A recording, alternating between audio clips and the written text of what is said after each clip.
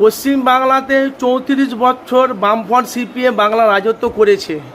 আমরা দেখেছি অনেক জায়গাতে কিছু কিছু ঘর করে দিয়েছে, কল বসে যেখানে ট্যাপ কল বসিয়ে দিয়েছে। কিন্তু আমরা ছোট থেকে দেখে আসছি ফুরফুরা শরীফে বামফ্রন্ট সিপিএম কিছু উন্নয়ন করেনি।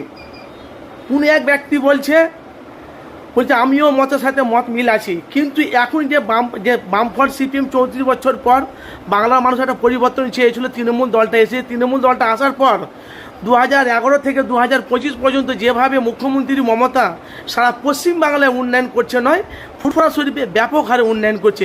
সেটা না আপনার মতামত কি? দেখুন, সারা পশ্চিমবাংলার ব্যাপারে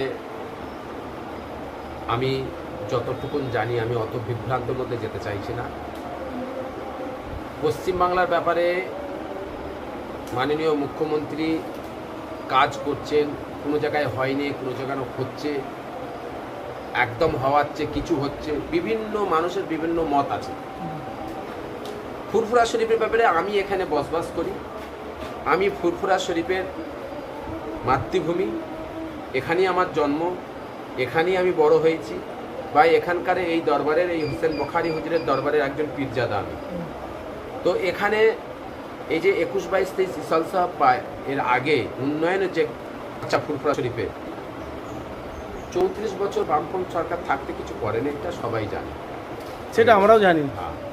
কিন্তু মাননীয় মুখ্যমন্ত্রী আসার পরে, টিএমসি দল আসার পরে, যে এখন শাসক দল আছে, কিছু না হলেও যথেষ্ট কাজ করেছে। মুখ্যমন্ত্রী যথেষ্ট ফুরফুরা শরীফে টাকা দিয়েছে, এ টাকা অন্য দল দেয়নি। এবং আমাদের লড়াই প্রথম থেকে দেখবেন আমার কিছু কাটিং করে ছাড়া হয়েছে। আমাদের লড়াই ছিল মুখ্যমন্ত্রীর হয়ে নাই, মুখ্যমন্ত্রীর নয়, আমাদের লড়াই ছিল ফুরফুরায় যে উন্নয়নের টাকাটা দেওয়া হয়েছে, সেই টাকাটা মানে দুর্নীতি হয়েছে, সেই টাকাগুলো দুর্নীতি করে নেওয়া হয়েছে।